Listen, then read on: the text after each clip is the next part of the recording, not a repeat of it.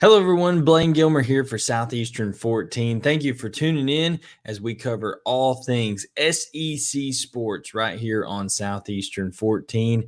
And for me, guys, football season never ends. There's always something to talk about. Of course, we're kind of at this point in between transfer portal periods, getting ready for spring ball previews that'll be coming up just a couple of months from now. So, an exciting time. Hope springs eternal for every team as they look forward to the new season, kind of wash off whatever happened last year, good or bad, and focus on what is new going forward. And that is no different for the South Carolina Gamecocks than it is anyone else going into year 4 under Shane Beamer. And we are here to talk about the state of the South Carolina Gamecock football program. And will the 2024 season be a bounce back season for South Carolina after going 5-7, falling just short of that bowl game that they were looking to do, the third straight bowl game under Shane Beamer to start his tenure there? You know, Shane Beamer teams always seem to play better later in the season. That is a testament to that his team gets better and that his team stays bought into the message and continues to be motivated regardless of the circumstances. You know, it was a rough deal where South Carolina had a ton of injuries on the offensive line. You're talking about a South Carolina team that started the year 2-2, lost 4 straight games, had to run the table in order to make a bowl game, fall just short of that in a 16-7 loss to Clemson to end the season. But they did win 3 of those 4 straight that they had to win and had a chance to go into a bowl game in that last game. And now South Carolina will be moving on. Of course, Spencer Rattler is going to the NFL ranks, and there's questions at quarterback, questions of who ends up winning the spots in the spring and the offensive line, as some depth has kind of been developed out of necessity because of those injuries. You got some big time guys coming in from the high school ranks as well, some playmakers that they're looking to develop, and then of course some key transfer portal pieces. So we're going to get into all of it, and from a macro level and a micro level in terms of 2024 and beyond, what things look like for South Carolina. But first, we want to talk a little bit to you guys about our partners at Bet Online. Guys, right now, as we record this in late January here, it is playoff time in the NFL, and the road to Vegas, where the Super Bowl goes through San Francisco and Baltimore. Going to be great games with the Lions going to the 49ers, the Chiefs going to the Ravens. And if you want to get in on that action, you want to place a little wager on things, Bet Online is your number one source for all your playoff football odds. Guys, the Super Bowl will be 2 weeks after that. You need stats, you need trends, you need the latest lines, everything from point spreads to hundreds of player performance props. They can be found at Bet Online. Head over to Bet Online today to stay updated on all of the action. Bet Online, where the game starts. And where we're going to start for South Carolina is the state of the program right now as a whole. I think that a lot of people want to give credit for the seemingly eternal optimism that Shane Beamer has for this South Carolina program and how he approaches his life in general, guys. I think they want to give a lot of credit for that, and kind of also make that seem like, okay, things are getting better. There's a great culture in this program because of, you see the teams getting better later in the year. You see continued buy-in, fight. You see some improvement in recruiting, 19th in the country this year, 10th in the SEC, which tells you how competitive the SEC is, but getting some key transfers like Rocket Sanders, things of that nature. Yet it seems that there's some constant things with Shane Beamer. And listen, you can go follow my social media. You can look at videos on here. I am someone who I think that a lot of the stuff that Shane Beamer lives his life by is great. I'm a man of faith. He is as well. I think that there's a lot that is right about what he does. Okay. But I think overall, until Shane Beamer matures as a leader in terms of how he handles adversity and the message that he puts forward to the media, I'm not saying you have to placate to the media, but you cannot constantly act like a petulant child in some of these circumstances. And I think that hurts a little bit the image when you're telling your football team, okay, this is how we have to respond to adversity and things like that. And then Shane consistently goes out and acts like, somebody's just kicked his puppy or something, after a game, talking about the refs had to, go eat a hot dog, all this kind of stuff, that he could just kind of leave that part unspoken, have it internally, let that chip be on your shoulder, things like that, but present okay, here's what a mature leader that knows how to handle adversity and can communicate that to my team, and then live what I'm preaching to my team out in front of the media, out in front of everybody else, things like that. Because obviously Shane is doing some of the right things in recruiting. He's getting some excitement there around the program, things like that. And I think as a whole that South Carolina is in about as good a shape as they could be in. Listen, it is hard to win consistently at South Carolina. If it was easy, more people would have done it. Steve Spurrier, about the epitome of what it meant. That's kind of the high water mark there. Okay, those Connor Shaw years and things of that nature. Shane Beamer was around. Okay, he knows what it takes to get there. I think he can get there, but if you just get rid of some of the own distractions that he causes, I think South Carolina could take just a little bit better step, even just if it's just in terms of not having to deal with certain things and see certain things on social media and all that kind of stuff. Just eliminate as many distractions as possible and make it about those guys in that building, that team, South Carolina versus everybody. And I think that South Carolina could be in store for a little bit of a bounce back year. One, you're entering into a new SEC, 16 teams. And yes, by the very nature of that, it did just get harder in terms of the overall league. You add brands and quality teams like Texas and Oklahoma, and you automatically are taking that middle tier of the SEC and pushing it down a little bit, because those brands of Texas and Oklahoma, those resources are right up there with the Georgias, the Alabamas, the LSUs of the world, even financially, talking with Florida's and Tennessee, stuff like that. I mean, they've just pushed themselves right up to the top by the nature of the economic landscape of things, and also the talent level and things like that, the history. So yes, it just got that much tougher to compete in the SEC if you're South Carolina. However, as is, case in point, South Carolina does not have to play Georgia this year because there are no more divisions. Okay. The SEC East and West are no more. South Carolina doesn't have to play the Georgia Bulldogs, who will be the number one team in the country going into the season.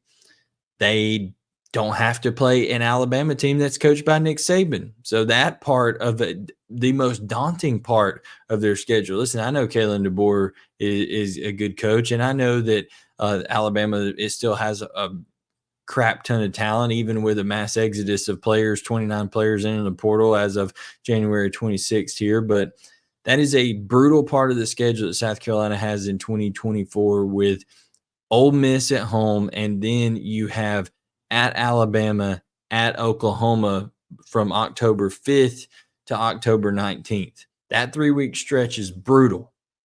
But if you're South Carolina and you're able to avoid Georgia, avoid playing a Nick Saban coach team, that's two pluses that you can look at right there. Plus, you get the benefit of a tremendous home field environment against and I'm talking a very tough non-conference opponent to start the year off in Old Dominion. Don't sleep on Old Dominion, guys, because I'm just telling you, you don't want to start the year off that way. They're in the Sun Belt. They're a team that's blossoming into a better and better program. Beat Virginia Tech just a year or two ago. So don't sleep on Old Dominion to start off with.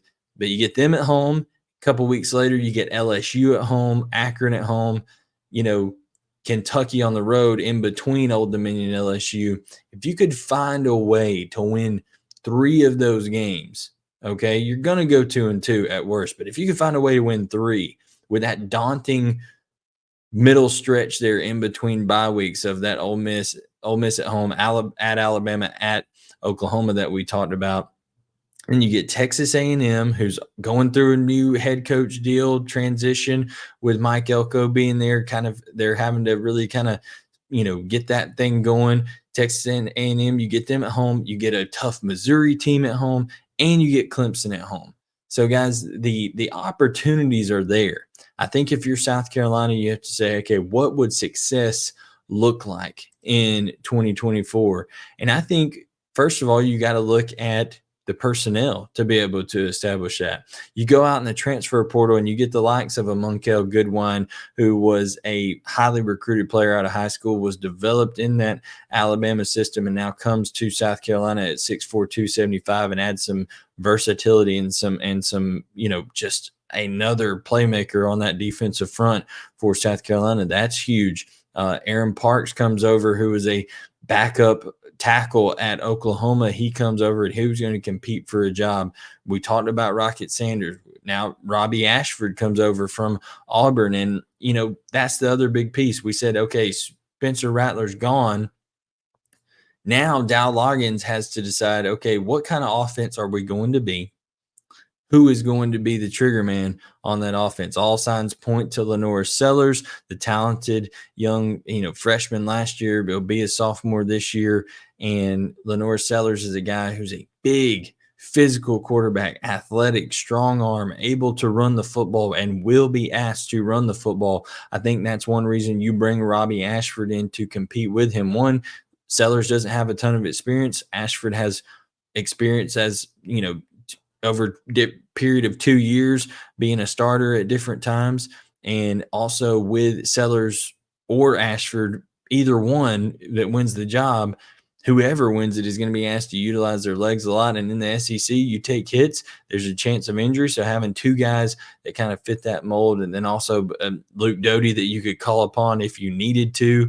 Davis Bevel transfers in from Oklahoma as well. So they've added depth at the quarterback position. The question is who's going to be the guy. But I think with all that experience that those guys for South Carolina added on the offensive line, Vershawn Lee, he started in all 10 games that he played in. He'll be back, returns for a 5th season. So an experienced guy. Ja'Kai Moore is returning for a 6th season, experienced guy.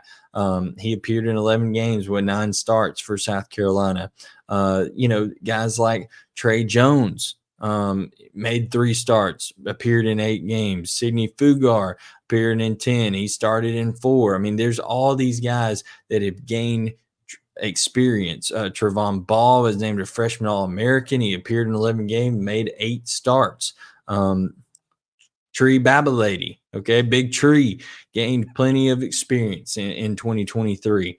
Started 9 games as a true freshman. And so when you're talking about all these different starting combinations, Casey Henry, who didn't even really get his season started, but was going to open up as a week 1 starter, Marquis Anderson, okay, all of these guys are going to be returning. All these guys have varying levels of experience. And oh, by the way, you add 2 5-star guys in that room as freshmen with Josiah Thompson and Cam Pringle, who very well could end up earning their position as being a starter for South Carolina. But the point of it is you've added not only talent, but some of that talent that maybe wasn't ready got experience and was thrown into the fire. And I think what you're going to look for South Carolina, if it's going to be a successful year, and I would mark success by saying at minimum 7 wins, maybe an 8-win regular season would be a tremendous step in the right direction in the regular season. If you could get 8 wins in the regular season, that's a tremendous step in the right direction for Shane Beamer of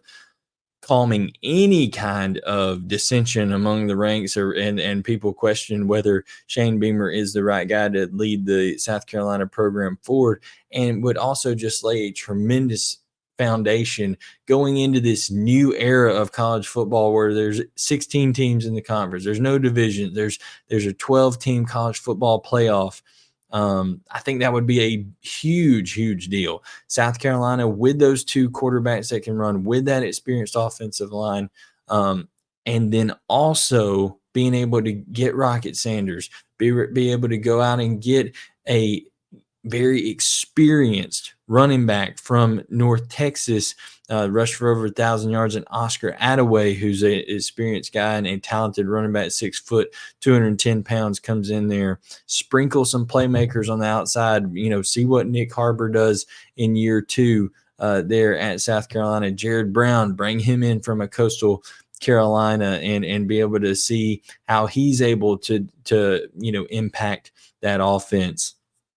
Amari Huggins Bruce comes in from Louisville. So they've got some playmakers that have come in, but I think you're going to see if South Carolina is going to bounce back and it's going to be successful. And I would mark successful with at minimum 7 wins in the regular season, preferably 8 wins in the regular season for a truly, truly successful year. And I think in order to do that, Dow Loggins is going to say, hey, we are going to make the weakness of our team last year, the offensive line, the strength of our team. We are going to run the football and establish a toughness, set the tone in these games, and help Clayton White and the defense out over there. As they've added some key pieces as well on that side of the ball. We mentioned Monkel Goodwine over there, Kyle Kennard, who comes over from Georgia Tech, who's a talented edge rusher, a guy that should be able to provide great production over there. And going out and getting a linebacker from Charlotte like Demetrius Knight, who is a guy from Locust Grove in Georgia, 6'2", 210.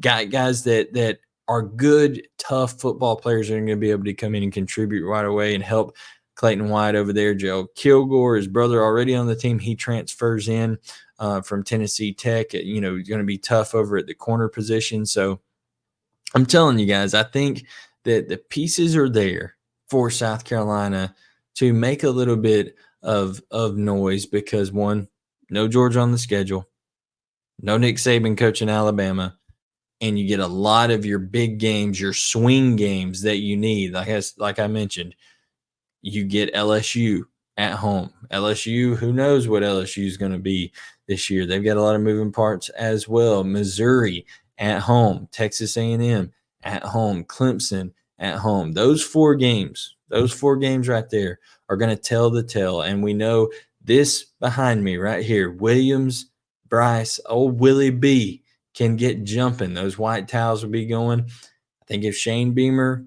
focuses on the task in front of him and doesn't, let some of that frustration out in such a public way as he has when things don't go right, if he acts more like I believe that he does in front of his players, and this coaching staff maximizes the amount of talent that they brought in, plus what they've been able to develop from last year along the lines of scrimmage to this year, then yeah, I think it could be a bounce back year for South Carolina. I would define success as minimum 7, preferably 8 wins in the regular season. But as far as the state of the program for South Carolina, I would say it's a program that is at a crossroads.